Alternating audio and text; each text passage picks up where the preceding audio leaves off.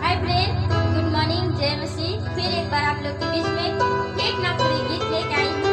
उसका बोल है चाल चलन पवित्र करा भाई बहन, बोली वचन पवित्र करा भाई बहन। यीशु राजा लेके आवत है, मसीह राजा लेके आवत है। इस प्रकार से गीत है। अगर हमारी वीडियो अच्छी लगती है तो लाइक करें, एक छोटा सा कमेंट करें, अपने दोस्तों के साथ, अपने जान पहचानों के साथ जरूर शेयर करें। सबको जय